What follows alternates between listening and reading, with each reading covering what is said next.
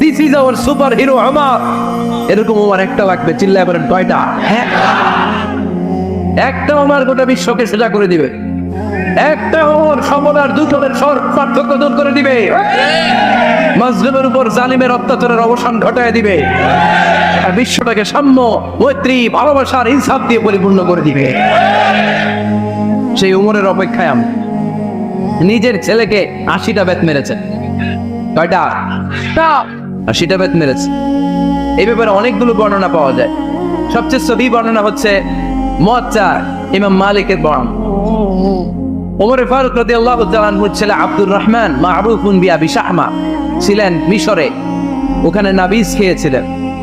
নাবিজ হচ্ছে আরব দেশের লোকেরা দুধের মধ্যে শক্ত কুরমা রাত্রেবেলা ঢেলে দিলে সারা রাত ওই কুরমার রসটা দুধের সাথে মিশে দুধটা লাল হয়ে যেত। এটারে সকালবেলা খেত, খুব সুস্বাদু। এটাকে বলে নাবিজ। কিন্তু এটা রাতে ভিজাইলে সকালেই খাইতে হয়, রেখে দিলে আবার একটু সমস্যা হয়। এটা অনেকটা তারির মতো হয়ে যায়, মাতলামি চলে আসে। তো ওমর ফারুকের ছেলে নাবিজ খেয়েছেন, মদ খাননি, নাবিজ। কিন্তু নাবিজ খাওয়াতে সাকরান চলে এসেছে। সাকরান চলে আসাতে এটা যখন প্রমাণিত হয়েছে, আমর ইবনে আস রাদিয়াল্লাহু তাআলা আনহু নাকি 80 বেত মেরেছে মিশরে। তবে নিয়ে হচ্ছে সবার সামনে, কিন্তু সবার সামনে না মেরে একটু গোপনে মেরেছে। এই তথ্য যখন ওমর ফারুকের কাছে এসেছে, উনি বললেন না, মারতে হবে সবার সামনে, আলাদা মাল্লা কেন? ও মদিনায় ফিরে আসলে আমি আবার 80টা মারব। মদিনা ফিরে আসার পরে সাইয়েদনা ওমর ফারুক ওই আগের 80টারে আর ধরেন নাই, নিজ হাতে আবার 80টা বেত মেরেছে। এই বেত মারার 1 মাস পরে আবু শামা ইন্তেকাল। অনেক ঐতিহাসিক বলে এই বেতের আঘাতে মরেছে, কেউ কেউ বলেছে নিজের রোগের কারণে মরেছে।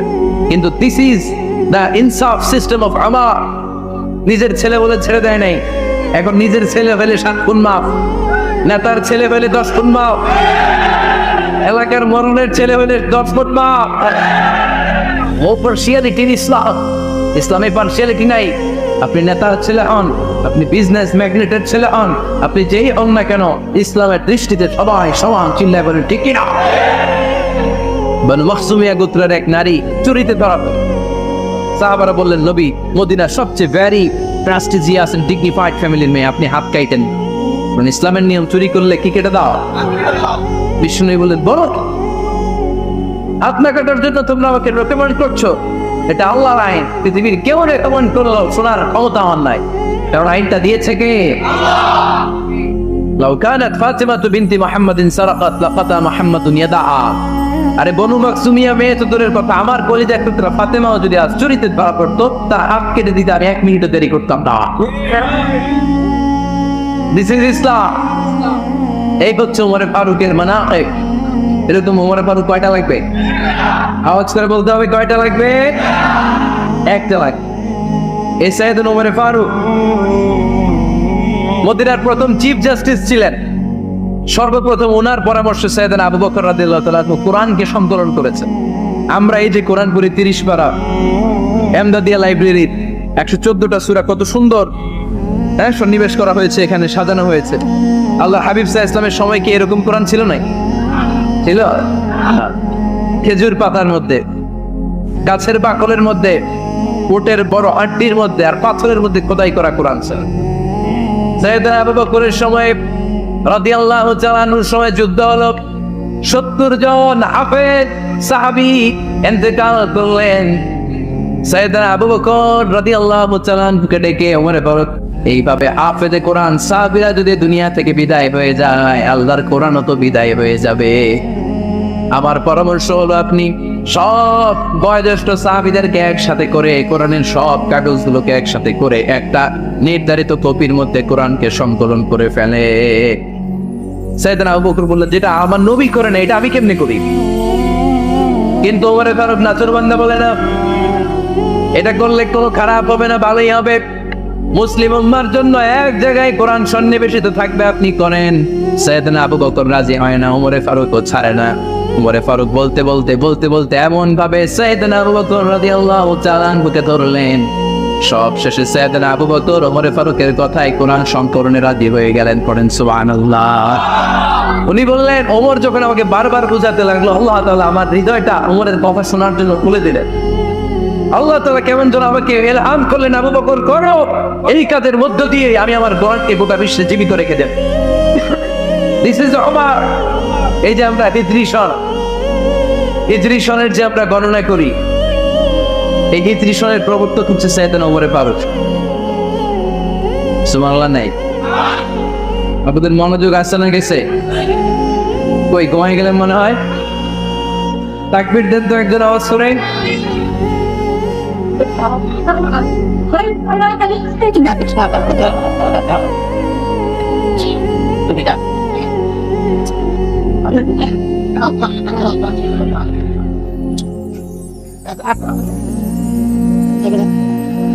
মাশাআল্লাহ মাশাআল্লাহ, বসেন এখনই শেষ করে দেব কিছু সময়ের মধ্যে। আমরা একসাথে বিদায় নিব ইনশাআল্লাহ। ওটা বসে করবেন না, বসে সাইয়েদনা ওমর ফারুক এই হিজরি সনের গণনা শুরু করল। সাহাবারা বলল, আমিরুল মুমিনিন, খ্রিস্টানদের ঈসাই সন আছে, আমাদের মুসলমানদের কোনো সন নাই।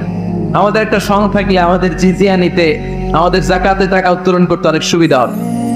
ওমর ফারুক বললেন, তাহলে কোন সালকে হিজরি, কোন সালকে মুসলিম সাল হিসেবে আপনি ঘোষণা দিতেন? একজন বলল, আমার নবী যেই সালে জন্মগ্রহণ করেছেন ওই সাল। ওমর ফারুক বললেন, না, আমার নবীর জন্ম আমাদের জন্য খুশির দিন, কিন্তু এটা আমাদের জন্য প্রেরণা নয়। প্রেরণা নবীর কাজে, ঠিক কিনা? আরো কিছু সাহাবারা বলল, তাহলে যেই সালে আমার নবী ইন্তেকাল করেছে ওইটারে প্রথম সাল ধরে। ওমর ফারুক বললেন, না, যেদিন তিনি ইন্তেকাল করেছেন এটা আমাদের দুঃখের দিন, এটা আমাদের প্রেরণা নয়। আমাদের প্রেরণা হচ্ছে বিশ্বনবীর ত্যাগ, তিতিক্ষা আর কাজের মধ্য দিয়ে, ধরে কোন ঠিক কিনা? ওমর ফারুক বললেন, যেদিন বিশ্বনবী ইসলাম রক্ষায় নিজের মাতৃভূমি ছেড়ে মক্কা থেকে মদিনায় গিয়েছেন, ওই দিন থেকে হিজরি প্রথম দিন ধরে আমরা হিজরি সাল গণনা করে শুরু করে দিই। ওইটাই হচ্ছে হিজরি সন। সেখান থেকে হিজরি সনের প্রবর্তন করেছেন সাইয়েদনা ওমর ফারুক রাদিয়াল্লাহু তাআলা।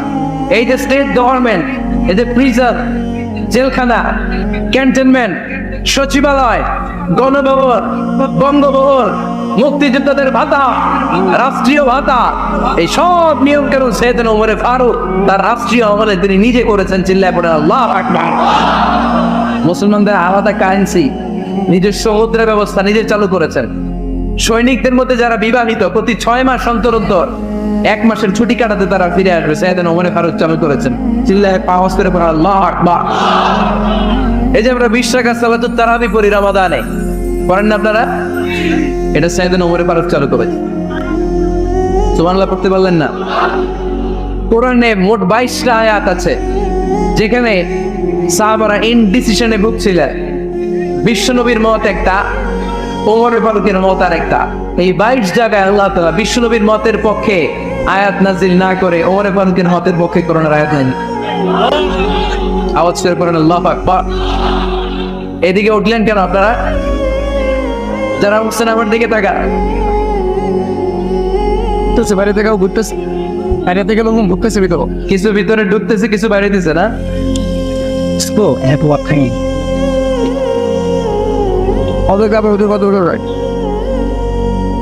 সাইয়েদনা ওমর ফারুক, আমরা সাহাবীদের জীবন চরিত্র পড়তে চাই না? কত যে অনুপ্রেরণামূলক দৃষ্টান্ত সাইয়েদনা ওমর ফারুক আমাদের জন্য রেখে গিয়েছে। ওমর ফারুক যখন খলিফা, দিনের বেলায় যদি রাষ্ট্রীয় কোনো নিয়ম জারি করতেন, দিনের বেলায় জনগণকে কোনো বিষয়ে যদি নিষেধ করতেন, রাত্রে বেলায় খাওয়ার সময় ফ্যামিলি মেম্বারদের সবাইকে বলতেন, এই দিনের বেলা আমি জনগণকে এই কাজ করতে নিষেধ করেছি, তোমরা আমার ফ্যামিলি মেম্বার, খবরদার তোমরা এই কাজ করো না। জনগণ করলে যতটুকু শাস্তি, তোরা করলে পাবি ডবল শাস্তি। পাবেন না? আমাদের নেতারা ওই বাড়ির বিচার করে, ওই বাড়ির মাইয়ার বিচার, ওই বাড়ির পোলার বিচার, নিজের পোলা কেন্দা টানে আসলে নেই, নিজের মেয়ে অপরাধ করে আসলে নেই। কি নেতা ছিলেন ওমর ফারুক? আগে নিজের ঘর সামলিয়েছেন, আগে নিজেকে সামলিয়েছেন, নিজের ঘর ঠিক করেছেন। বলেছেন জনগণ করলে যত ব্যাড, তোরা করলে double bad. This is called leader, ঠিক কিনা? এক বাবা এসে বললেন, ওমর ফারুক আমার ছেলে কথা শোনেন, বেয়াদব। ওমর ফারুক ছেলেরা ডাকলেন, বাবা তুমি তোমার আব্বাজানের কথা শোনো না, এত কবি রাখো না। ছেলে বলে, ওমর ফারুক সব দায়িত্ব আমার ছেলে মেয়েদেরকে দিয়েছে, বাবা মাকে কিন্তু দায়িত্ব দেয়নি। ওমর ফারুক বললেন, অবশ্যই দায়িত্ব দিয়েছে। তাহলে বলেন আমার বাবার দায়িত্ব কি? উনি বললেন প্রাইমারিলি প্রথমত 3 দায়িত্ব। আইয়ান তাকিয়া উম্মা, পৃথিবীর প্রতিটি বাবার উচিত ছেলেদের মেয়েদের জন্য ভালো মায়ের ব্যবস্থা করা। 2 নম্বরে আইয়াকসিনা ইসমা, সুন্দর তার একটা নাম রেখে দেয়া। 3 নম্বর ইউআল্লিমাহুল কিতাব, তার আল্লাহর কিতাব শিক্ষা দেওয়া। এবার ছেলেকে আমার আব্বা 3টার একটাও করে নেই। এবার ওমরে ফারুক রেগে গেলেন, বাবার কাছে ধরলেন, বললেন তুই ছেলের জন্য বিচার নিয়ে আসলি, তোর 3টা দায়িত্বের একটাও তুই পালন করিস নাই। ছেলে বলে আমিরুল মুমিনিন, আমার মা নর্তকী, আমার মা মাজুসি, আমার মায়ের মধ্যে কোনো আদব কাদব নাই, সুন্দরী দেখে আমার মারে বাবা বিয়ে করছে, আমার মায়ের কাছ থেকে জীবনে কিছু শিখি নাই। 2 নাম্বার সম্মানী এখন ফাসা, আমার বাবা আমার নাম রেখেছে চামচিকা। কি নাম রাখছে? তার নাম হইলো একটা, এরকম উল্টা পাল্টা নাম আছে না? নাই না, এগুলো রাখবেন। আব্দুল্লাহ রাখবেন, আব্দুর রহমান রাখবেন, আর একটা কি বলছি আজকে, হুযায়ফা রেখে দিন, পারবেন? ওয়ালাম ইউআল্লিমনি হারফাম মিন কিতাবিল্লাহ আমিরুল মুমিনিন, শুধু তাই না, আল্লাহর কোরআনের একটা অক্ষর আমার বাবা কোনোদিন আমারে শিক্ষা দেয় না। ওমর ফারুক রেগে গেলেন, এবার বাপের কান্দে দইরা মারতে শুরু করে, তুই পোলার নামে বিচার নিয়ে এসেছিস, তোরে বাইট দেবো। এরকম নেতার দরকার আছে না নাই? মদিনায় এক লোক তার বউরে রাগের চোটে 100 তালাক দিয়ে ফেলছে। কয় তালাক দেয়ার নিয়ম কয়টা? দিছে কয়টা? এবার স্ত্রী কাঁপতে কাঁপতে এসে বলে আমিরুল মুমিনিন দেখেন, আমার স্বামী আমারে রেগে মেগে 100 তালাক দিচ্ছে। ওমর ফারুক বললেন দইরা নিয়ে এটা নিয়ে আসা হলো। ওমর ফারুক বললেন কয়টা তালাক দিয়েছ? কয় 100টা। কেন দিছো? কয় মাথা গরম আছিল। এরকম আছে না? তালাক দেওয়ার সময় সব তালাক, তুই তালাক, তোর মা তালাক, তোর বোন তালাক, সব তালাক। তালাক দিবে ওয়াইফ রে, দিতেছে সবাই রে। তো ওমর ফারুক বললেন দিবে 3টা, 100টা দিলা কেন? কয় মেজাজ গরম ছিল। কয় দাঁড়া, আত-তালাকু মিন শাআইরিল্লাহ, তালাক হচ্ছে আল্লাহর দেয়া বিধানের একটা নিদর্শন, এটা নিয়ে তুই খামখেয়ালি করলি। আমার রায় শোন, আমার রায় হচ্ছে 3 তালাকে তোর বউ তালাক, বাকি 97 তালাক তোর পিঠের উপরে বলবে। এরকম বিচারের দরকার আছে না নাই? এরকম দৃষ্টান্তমূলক বিচার যদি বাংলাদেশ জমিনে দেওয়া হতো, আর কোন নারী ধর্ষিতা হতো, আর কোন নারীকে অ্যাসিড মারা হতো, আর কোন নারী যৌতুকের জন্য কান্না করতো, একটা আমল লাগবে, বেশি না। কয়টা লাগবে? তিনি গভর্নর সিস্টেম চালু করেছিলেন, governor system, Islamic state.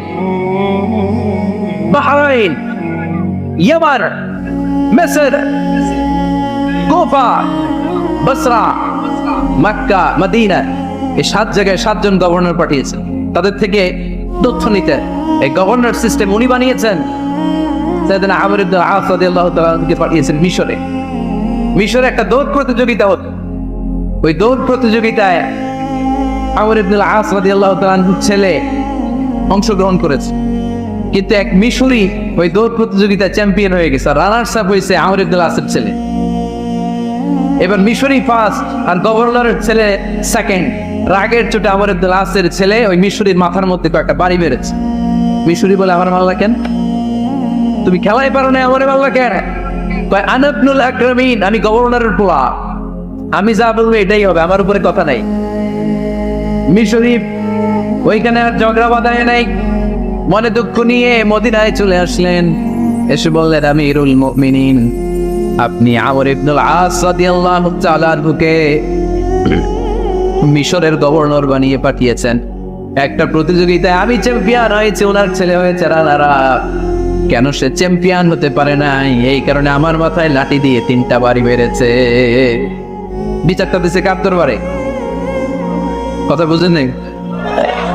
Omar Faruk বললেন ছাড়াই, আগামী বছরের অমুক তারিখ আমি সব গভর্নরদেরকে ডেকে হিসাব নিতে, ওই দিন তুই থাকবি, পারবি না? বিষ্ণু বলে পারবো, মানে অবশ্যই পার। ওই দিন 7 রাজ্য থেকে 7 গভর্নর হাজির, গভর্নরদের ছেলেরাও হাজির, মিশরীয় হাজির। 7 গভর্নরের কাছ থেকে 7 এলাকার খোঁজ খবর নেওয়ার পরে ওমর ফারুক বললেন এই মিশরি, মিশরি লোকটা কই, এদিকে আয়। মিশরি সামনে আসার পরে বলল আমর ইবনুল আস, তুমি মিশরের গভর্নর, তোমার ছেলে সহ তুমি আসো। আমর ইবনুল আস এসে সামনে বসে রইলেন। এবার বললেন আমর ইবনুল আসের ছেলে, তুমি নাকি ইবনুল আকরামিন গভর্নরের ছেলে, তুমি যা বলবা মিশরে নাকি তাই হবে, তোমার নাকি অনেক দাপট। নিজে একটা লাঠি এনে মিশুদের হাতে দিয়ে বললো, এবার তোর মাথায় যতটা মারছে তুই ততটা গুনে গুনে মার, আমি দেখবো। আমর ইবনুল আস দেখবে আমর ইবনুল আসের ছেলেরে তুই এখানে মার। সে বলতেছে থাক, আপনি বলছেন এতেই যথেষ্ট, মারা লাগবে না, আমি মাফ করে দিলাম। ওমরে ফারুক বলল, আমার না, মার মার মার কথা না। মিশরি ওমরে ফারুকের ধমক শুনে ভয়ে ভয়ে 3টা বাড়ি মারল। এই বাড়ি মারা দেখেও ওমরে ফারুকের হৃদয় ঠান্ডা হয় নাই। লজ্জায় আমর ইবনুল আস, বয়স হয়ে গিয়েছে, সাহাবা, মাথা তখন টাক, মাথায় চুল নাই, লজ্জায় মাথাটা হেট হয়ে মাথাটা নিচু করে রেখেছে। এবার রাগের চোটে ওমরে ফারুক বললেন, এবার আমর ইবনুল আসের টাক মাথার মধ্যে একটা মার। মা এর ছেলেকে শিক্ষা দিতে পারে নাই। ইয়া আমর ইবনুল আস, মাতা জাআলতুমুন নাস আবিদা, তোমরা কখন মিশরীদেরকে নিজেদের দাস বানায় নিলা? ওয়াকাদ ওয়ালাদাতুম উম্মুহুম আহরারা, আর ওদের মায়েরা তো ওদেরকে স্বাধীন সন্তান হিসেবে প্রসব করেছে। মানুষদের উপর ক্ষমতাগিরি করার জন্য গভর্নর পাঠাই নাই। খবরদার, জনগণ তাদেরকে দেখভাল করার জন্য তোমাদেরকে পাঠানো হয়েছে, তাদের উপর কোনো অত্যাচার করার জন্য নয়। চিল্লায় বলেন ঠিক না? এরকম নেতা কয়টা লাগবে? কয়টা? ওই নেতার নাম কি? ওমর। আমার 22 জায়গায় বিশ্বনবী কয় একটা, ওমরে ফারুক বলে আরেকটা। আল্লাহ বলে, বিশ্বনবী আপনার পক্ষে আমি আয়াত নাযিল করতে পারলাম না, আমি ওমরের পক্ষে নাযিল করে দিলাম। বিশ্বনবী বলতেন, ইন্না লিকুল্লি উম্মাতিন মুহাদ্দাস, সব উম্মতের মধ্যে, সব নবীর উম্মতের মধ্য থেকে একজন করে আল্লাহ তাকে মুহাদ্দিস বানাতো। মুহাদ্দিস না মুহাদ্দাস। মুহাদ্দাস মানে এমন লোক যিনি যা ভাবতো ওই ভাবনাটাই আল্লাহ আয়াত হিসেবে নাযিল করে দিতেন। বিষ্ণু বলেন, আমার উম্মতের মধ্যে মুহাদ্দাস হচ্ছে সাইয়েদনা ওমর। মদিনার সবচেয়ে বড় মুনাফিকের নাম আব্দুল্লাহ ইবনে উবাই ইবনে সালুল, সব মুনাফিকদের সরদার। কিন্তু এই মুনাফিকের ছেলেটা হলো পাক্কা ইমানদার। এই ছেলের নাম হলো আব্দুল্লাহ। আওয়াজ করে বলেন, ছেলের নাম কি? আব্দুল্লাহ ইবনে উবাই ইবনে সালুল। মুনাফিক সরদার যখন ইন্তেকাল করলো, সাইয়েদনা আব্দুল্লাহ রাদিয়াল্লাহু তাআলা আনহু বিশ্বনবীর কাছে এসে চোখের পানি ছেড়ে ডেকে বলে, নবী আপনিও জানেন, আমিও জানি, মদিনার সবাই জানে আমার আব্বা মুনাফিকদের সরদার, কিন্তু আমার মন তো মানে না, আমার তো পিতা, আমার তো বাবা লাগে, আমার তো মন মানে না। আপনিও জানেন মুনাফিক, আমিও জানি মুনাফিক। নবী আপনার দরবারে কিছু আমি চাই না, আপনার গায়ের একটা জামা দেন, আপনার জামাটা পরিয়ে আমার বাবারে দাফন দিব। এর উসিলায় যদি আমার আব্বারে আল্লাহ মাফ করে দেয়, দয়ার নবী মায়ের নবী জামা খুলে দিয়ে দিলেন। পড়েন সুবহানাল্লাহ। আব্দুল্লাহ রাদিয়াল্লাহু তাআলা আবার আবদার চললেন, নবী জানি আমার বাবা মুনাফিক, কিন্তু আমার তো বাবা আপনার দরবারে ফরিয়াদ, আপনি নিজে যে আমার বাবার জানাজার নামাজের ইমামতি করবেন। দয়ার নবী মায়ের নবী জানাজার নামাজে যেতে চাইলেন। ওমরে ফারুক বললেন, নবী না, খবরদার, আপনি উবাই ইবনে সালুলের জানাজায় যাবেন না। বিশ্বনবী জোর করে যেতে চাইলেন। সাইয়েদনা ওমর ফারুক বিশ্বনবীর জামা পেছন থেকে টেনে ধরলেন। আল্লাহু আকবার। টেনে ধরলেন, যাবেন না আপনি। ওমর ফারুকের হাত থেকে হ্যাচকা টান মেরে জুব্বা টান দিয়ে বিশ্বনবী জানাজায় চলে গেলেন।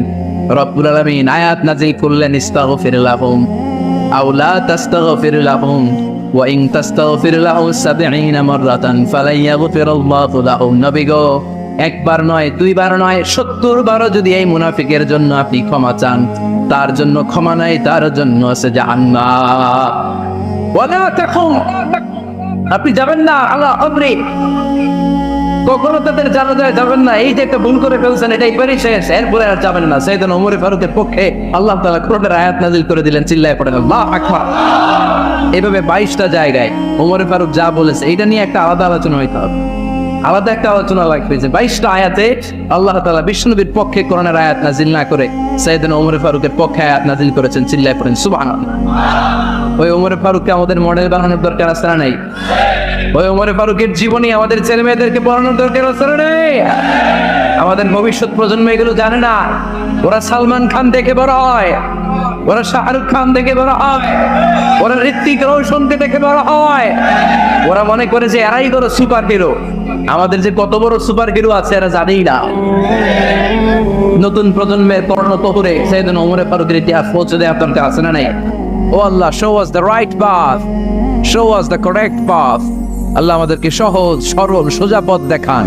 আল্লাহর হাবিব সাল্লাল্লাহু আলাইহি ওয়াসাল্লাম একবার খেজুর গাছের ডাল দিয়ে মরুভূমিতে একটা টান মারলেন, সোজা একটা টান, আর ডানে বায়ে অনেকগুলো দাগ কাটলেন। আল্লাহর হাবিব বললেন, ডানের ছোট ছোট রাস্তাগুলো শয়তানের রাস্তা, ওরা হাতছানি দেয়।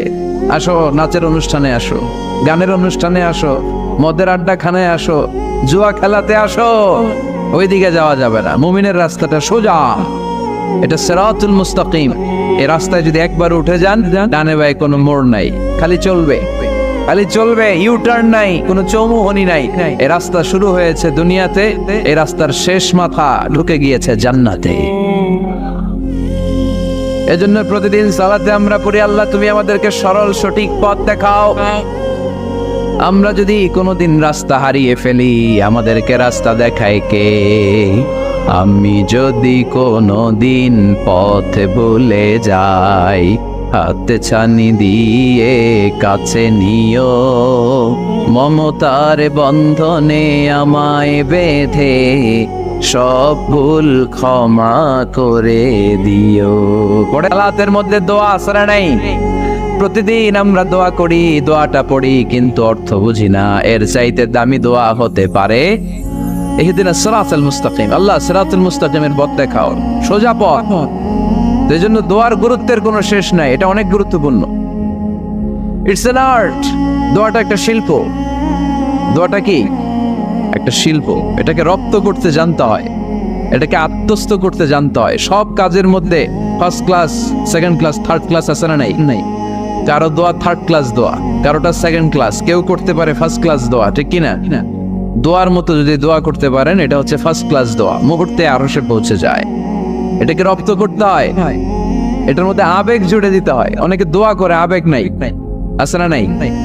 জুমার দিন দেখবেন নামাজ পড়ে ইমাম সাহেব দোয়া করতেছে, অনেক মুসল্লি দোয়াও করতেছে, ওদিকে তাকায় আছে, হাত কিন্তু এইভাবে, আর তাকায় আছে জানালার দিকে। ও কি দোয়া করতেছে?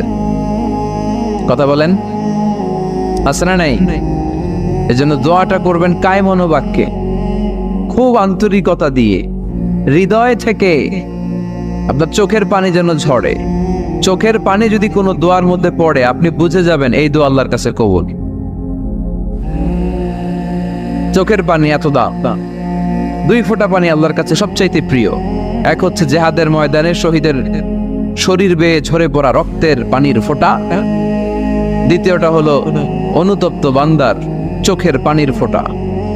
নিজের ভুলগুলো বুঝতে পেরে কেউ যখন কান্না করে আল্লাহর কাছে কাঁদে, তার চোখের পানি চোখ বেয়ে নাকের ডগা বেয়ে মাটিতে পড়ার আগেই ওই ক্রন্দনরত বান্দার জীবনের সব গুণ আল্লাহ মাফ করে দেয়। এজন্য কান্নার কোনো বিকল্প নাই, কাঁদতে হবে, কাঁদলেই ক্ষমা পাওয়া যাবে।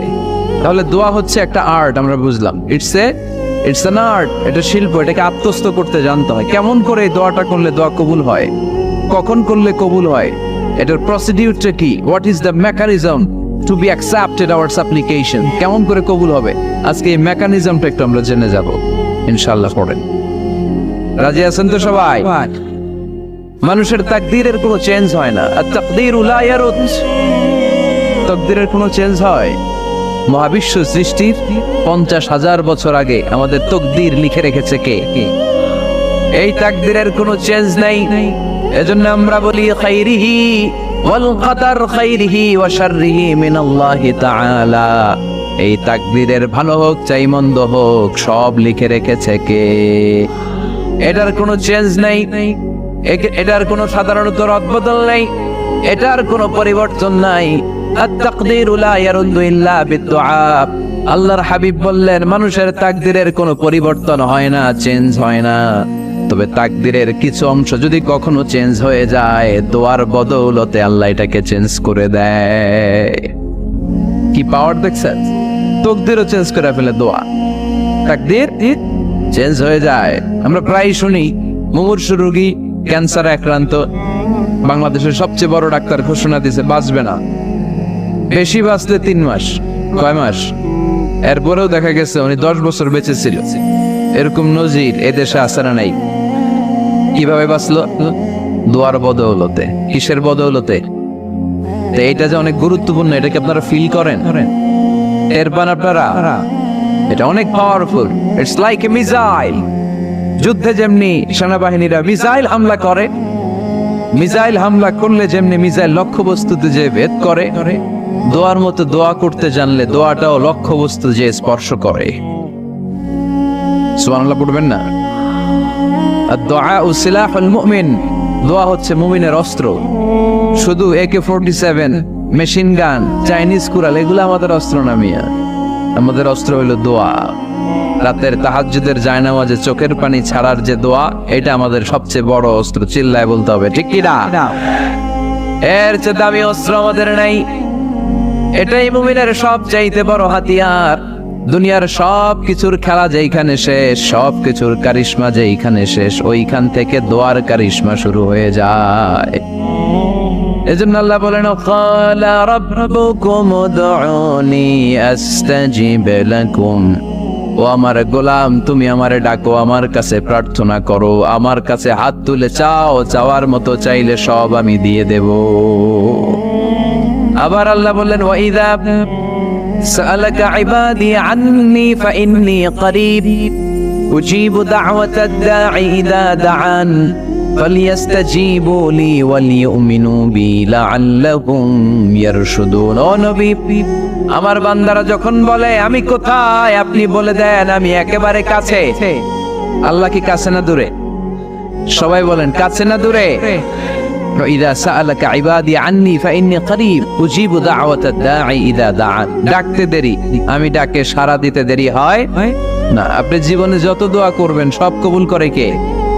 কারণ আল্লাহর দরবারে না নাই, আছে শুধু হ্যাঁ। আল্লাহর দরবারে কি নাই? কি আছে?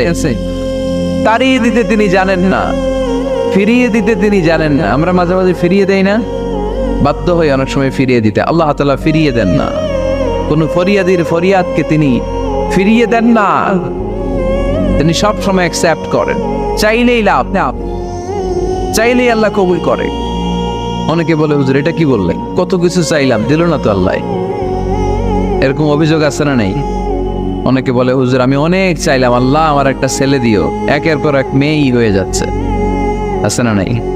অনেকে বলে, হুজুর 4টা ছেলে, আল্লাহর কাছে দোয়া করতেছে একটা মেয়ে দাও, আল্লাহ দেয় না। কাবা ঘর ধরে দোয়া করে আসলাম, হুজুর আল্লাহ শুনলো না আমার কথা। এরকম বলে? ইউসুফের খিলে এরকম কেউ বলে? আছে, অনেকের আফসোস। তো আমি বললাম, যাই দোয়া করলেন আল্লাহ কবুল করে নেয়, কিন্তু অনেকে বলে কই আমি তো করলাম পাইলাম না। আল্লাহর দেয়ার পদ্ধতি আছে, 3টা পদ্ধতিতে তিনি আমাদের দোয়া কবুল করেন। কয় পদ্ধতি? সবাই জোরে বলতে হবে, কয়টা? পদ্ধতি নাম্বার 1, আপনি যখন আল্লাহর কাছে কিছু চান আল্লাহ বলেন দিব, ইয়েস দিব। তিনি বলেন দিব, তোমার দোয়া কবুল, আমি দিব বলেই তিনি দিয়ে দেন। আপনি পেয়ে খুশি হয়ে যান, আলহামদুলিল্লাহ পড়েন।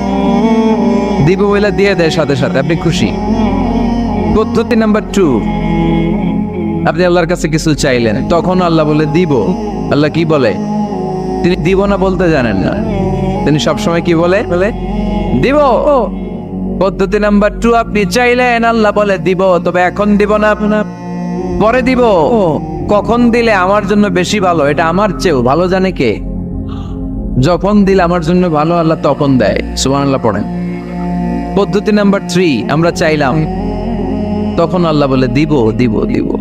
না বলেন না, চিনি দিব, তবে এখনো দিব না, পরেও দিব না। এটা তোমার জন্য কিয়ামতের ময়দানে আমি রেখে দিব। যেদিন বিপদে পড়ে যাবা, যেদিন আকাশের সূর্যটা মাথার কাছে নেমে আসবে, সূর্যের প্রচন্ড প্রখর তাপে তোমার মাথার মগজগুলো গলে গলে ভাতের মাড়ের মতো কান দিয়ে আর নাক দিয়ে টপ টপ করে পড়বে। তৃষ্ণায় ক্ষুধায় পেরেশানিতে জিহ্বাটা বের হয়ে কুকুরের মতো নাভি স্থল পর্যন্ত ঝুলতে থাকবে। পীর সাহেব মুরিদরে চিনবে না, মুরিদ পীর সাহেবরে চিনবে না, দলের নেতা কর্মী চিনবে না, দলের কর্মী নেতা চিনবে না, মা তার মেয়েকে চিনবে না, বাবা তার ছেলেকে চিনবে না, বন্ধু তার বন্ধুকে চিনবে না। ওই কঠিন দিন আমি তোমার এই দোয়ার বদৌলতে বাঁচায়া দেব। আল্লাহু আকবার। এজন্য আল্লাহ বলেন আমার কাছে চাও, চাওয়ার মতো চাইলে আমি সব দিয়ে দিতে পারি। কেউ ফিরে না খালি হাতে, কেউ ফিরে না খালি হাতে, আল্লাহরে তোর দরবারেতে। সবাই পড়েন, কেউ ফিরে না খালি হাতে। এই কথাটা 100% ঠিক না? তিনটা সিস্টেমে কেউ খালি হাতে ফিরছে? প্রথমে সাথে সাথে দিলেন, এরপরে দেরি করে দিলেন, তারপরেরটা তিনি রেখে দিলেন। সুবহানাল্লাহ বলেন। আল্লাহ রাসূল সাল্লাল্লাহু আলাইহি ওয়াসাল্লামের প্রিয়তম স্ত্রী খাদিজাতুল কুবরা আত-তাহিরা রাদিয়াল্লাহু তাআলা আনহা ইন্তেকাল করলেন। রাসূল সাল্লাল্লাহু আলাইহি ওয়াসাল্লামের হৃদয়টা ভেঙে খান খান হয়ে গেল। চাচা আবু তালেব ইন্তেকাল করলেন, হৃদয়টা ভেঙে খান খান হয়ে গেল। চারদিক থেকে শত্রুতা বাড়তে শুরু করলো, কোন দিক থেকে সাহায্য নাই। বিশ্বনবী আবার পেরেশান, কই যাব, কোথায় গেলে আশ্রয় পাবো? আমার তো কেউ নাই, কেউ আমার দুনিয়ায় বেঁচে নাই। প্রাণাধিক প্রিয় স্ত্রী খাদিজাতুল কুবরা দুনিয়া ছেড়ে বিদায় নিল। যেই চাচা আমার শেল্টার দিয়ে রাখতো কাফেরদের হাত থেকে, চাচাও চলে গেল। এখন আমি কই যাব? আল্লাহ বললেন, কই যাবেন? জায়গা পান না, আমার আরশে চলে আসেন, আমার আরশে চলে আসেন। সুবহানাল্লাযী আসরা বিআবদিহি লাইলাম মিনাল মাসজিদিল হারাম ইলাল মাসজিদিল আকসা। সুবহানাল্লাহ পড়েন। সাইয়েদনা জিবরাইলকে দিয়ে আল্লাহ সারপ্রাইজ দিলেন তার নবীকে। কি দিলেন? সারপ্রাইজ শব্দটার সাথে পরিচিত না আমরা? হঠাৎ করে কাউকে এমন কিছু দেখালাম বা দিলাম সে কল্পনাও করে নাই। সাইয়েদনা জিবরাইল মারফত আল্লাহ তাআলা তার প্রিয় হাবিবকে সারপ্রাইজ দিলেন। তিনি তার চাচাতো বোনের ঘরে শুয়েছিলেন, হঠাৎ করে সাইয়েদনা জিবরাইল ঘরের ছাদকে উঠিয়ে ফেললেন, বিশ্বনবীকে সাঁ করে নিয়ে হাতিমে শুইয়ে দিলেন, গলার এখান থেকে নাভি পর্যন্ত ছিঁড়ে ফেললেন। এটাকে বলে ওপেন হার্ট সার্জারি। শাক্কে সাদার, সিনা চাক করলেন। আল্লাহ রাসূলের হৃদয় বের করে জামজামের পানি দিয়ে ধৌত করলেন। হৃদয়ে নূর, ঈমান, হিকমা, প্রজ্ঞা দিয়ে হৃদয়টারে আবার পরিপূর্ণ করলেন, আবার সেলাই করে দিলেন। তারপরে সরাসরি এখান থেকে বাইতুল মাকদাস, ওখান থেকে আল্লাহর আরশে নিয়ে গেলেন। আল্লাহ সাউফা ইউতিকা রাব্বুকা ফাতারদা। নবী, এমন এমন জিনিস আমি আপনারে দেব, আপনি তো নিয়ে কুল পাবেন না। যখনই আপনার মন খারাপ, তখনই আমার দেয়া নেয়ামত আপনার জন্য আছে না নেই? মেরাজে চলে গেলেন, রবের সাথে সাক্ষাৎ করে দুনিয়ায় আসলেন। আসার পরে মক্কার লোকেরা আবার বিশ্বনবীকে হত্যার ষড়যন্ত্র শুরু করে দিল। বিশ্বনবী ডানে যাওয়ার জায়গা পায় না, বায়ে যাওয়ার জায়গা পায় না, সামনেও যেতে পারে না, পেছনেও যেতে পারে না। আল্লাহ বললেন, নবী এই এলাকায় আর থাকার দরকার নাই, আপনি মদিনায় চলে যান। তওবা, তয়বা, মদিনাতুন নবী, পবিত্র শহর, যে শহরের মাটিতে বরকত, যে শহরের বালুতে বরকত। চিল্লায় পড়েন সুবহানাল্লাহ। বিশ্বনবী আল্লাহ তাআলার আদেশে এই কষ্টকর পরিস্থিতি থেকে উত্তরণের জন্য মক্কা থেকে মদিনায় গেলেন। মদিনায় যাওয়ার সাথে সাথে লোকজন গাইতে শুরু করলো, তালাআল বাদরু আলাইনা মিন সানিয়াতিল ওয়াদা ওয়াজাবা শুকরু আলাইনা মাদাআ লিল্লাহি দা আইয়ুহাল مبعوث فينا جئت من أمر المطاع جئت شرفت المدينة مرحبا يا خير دا সবাই পড়েন طلع البدر علينا من ثنيات الوداع وجب الشكر علينا ما دعا لله دا সুবহানাল্লাহ পড়েন। মক্কায় অত্যাচার, মক্কা থেকে গেলেন, সবাই ফুল নিয়ে দাঁড়ায় আছে, পড়তে আরম্ভ করছে তালা আল বদরু আলাইনা। আবার বৃদ্ধ বনিতা, মদিনার ছোট বড় মাঝারি নারী পুরুষ কেউ বাদ যায় নাই, সবাই বিশ্বনবী সাল্লাল্লাহু আলাইহি ওয়াসাল্লামকে ওয়েলকামিং রিসেপশন দেওয়ার জন্য চলে এসেছে। দৃশ্য দেখে বিশ্বনবীর মন খারাপ ছিল, আবার মন ভালো হয়ে গেল। এজন্য আল্লাহ বললেন ওয়াদ-দুহা ওয়াল-লাইলি ইযা সাজা মা ওয়াদ্দা'আকা রাব্বুকা ওয়া মা ক্বালা ওয়ালাল-আখিরাতু খায়রুল লাকা মিনাল উলা ওয়ালাসাউফা ইউ'তিকা রাব্বুকা ফাতারদা। সুবহানাল্লাহ পড়েন আওয়াজ করে। ওয়ালাসাউফা ইউ'তিকা রাব্বুকা ফাতারদা। এ নবী, এমন এমন জিনিস দিব আপনি খুশি হয়ে যাবেন, খুশি হয়ে যাবেন। মদিনাতে যে আল্লাহ রাসূল সাল্লাল্লাহু আলাইহি ওয়াসাল্লাম মসজিদে নববী প্রতিষ্ঠা করলেন, আল্লাহ তাআলা কিবলা চেঞ্জ করে দিলেন। আগে পড়তো মক্কার দিকে নামাজ, এখন পড়ে ফিলিস্তিনের দিকে নামাজ। 16 থেকে 17 মাস রাসূল সাল্লাল্লাহু আলাইহি ওয়াসাল্লাম ফিলিস্তিনের দিকে, মানে ইহুদিরা যে দিকে নামাজ পড়ে ওই দিকে হয়ে নামাজ করলেন। কারণ আদেশটা কার? জোরে বলেন সবাই, আদেশটা কার? কিন্তু নবীর মন মানে না। নবীর মনে বড্ড আশা, আমার জন্মস্থান, আমার প্রিয় শহর মক্কার কাবা ঘরের দিকে যদি আমি সেজদা দিতে পারতাম আমার বড্ড ভালো লাগতো। কারণ কাবা আমার জন্মস্থান, মক্কা আমার জন্মস্থান, আমার বংশের গোড়া, আমার আদি পিতা ইসমাইল ইব্রাহিম এই কাবা ঘর নির্মাণ করেছে। তাই প্রত্যেকটা নামাজের পরে বিশ্বনবী আকাশের দিকে তাকায়, মনে মনে ভাবে কাবা যদি চেঞ্জ হয়ে যেত, কিবলা যদি আল্লাহ পরিবর্তন করে দিত কতই না ভালো হতো। নামাজ শেষে বিশ্বনবী দুঃখ নিয়ে উপরে তাকায়, আল্লাহ তো আর দেখে টেকে না, তাই না? দেখে দেখে আল্লাহ বলে কাদ নারা তাকাল্লুবা ওয়াজহিকা ফিস সামাই। ও নবী, আপনি যে আকাশের দিকে তাকিয়ে মন খারাপ করে মনে মনে বিড়বিড় করে কি কি বলেন সব আমি জানি, সব আমি দেখি। ফাওয়াল্লি ওয়াজহাকা শাতরাল মসজিদিল হারাম। আর দেরি নয়, আর কাল বিলম্ব নয়, যেখানে ফিরে আপনার সেজদা দিতে মনে চায় আজ থেকে ওই কাবার দিকে আপনার কিবলা আমি মুহূর্তেই পরিবর্তন করে দিলাম গো নবী। নবীর যেটা মন চাইতেছে আল্লাহ ওইটাই দিতেছে। সুবহানাল্লাহ পড়েন। এজন্যই বলেছে খালিল মানে এমন বন্ধু যেই বন্ধু আল্লাহরে খুশি করার জন্য কাজ করে, আর হাবিব মানে এমন বন্ধু যেই বন্ধুরে খুশি করার জন্য আল্লাহ নিজেই কাজ করে। কোন সুবহানাল্লাহ। ফাওয়াল্লি ওয়াজহাকা শাতরাল মসজিদিল হারাম।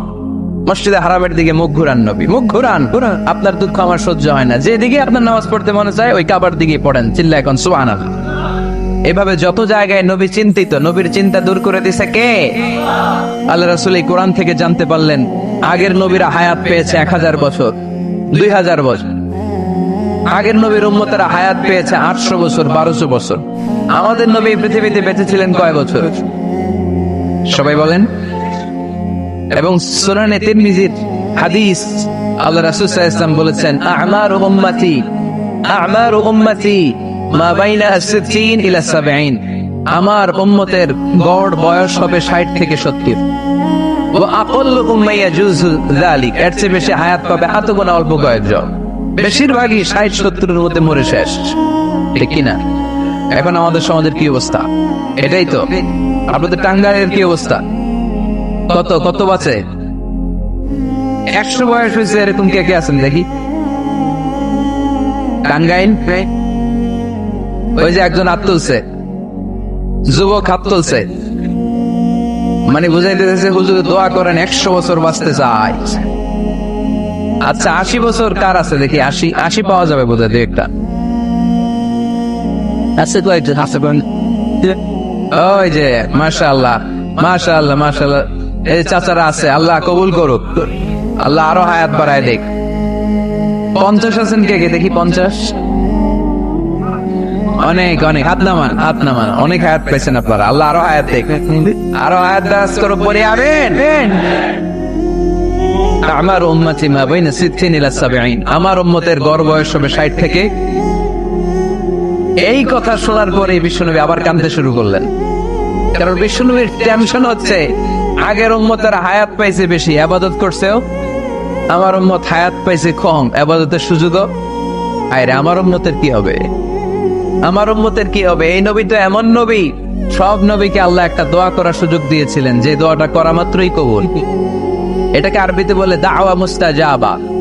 লিকুল্লি নবিয়িন দাওয়া মুস্তাজাবা। সব নবীকে আল্লাহ একটা করে দোয়া করার সুযোগ দিয়েছে, আর এই দোয়াটা করা মাত্রই কবুল। আর সব নবীরা দুনিয়াতেই ওই দোয়া করে ফেলেছে। আল্লাহ রাসূল সাল্লাল্লাহু আলাইহি ওয়াসাল্লাম বলেছেন ওয়া ইন্নী আখতাবিউ দাওয়াতি শাফাআতান লি উম্মতি ইয়াউমুল কিয়ামাহ। ওই দোয়াটা আমি দুনিয়ায় করি নাই, ওই দোয়াটা আমি তোমাদের জন্য কিয়ামতের ময়দানে যাতে তোমাদেরকে সুপারিশ করে জান্নাতে ঢুকাতে পারি ওই জন্য রেখে দিয়েছি।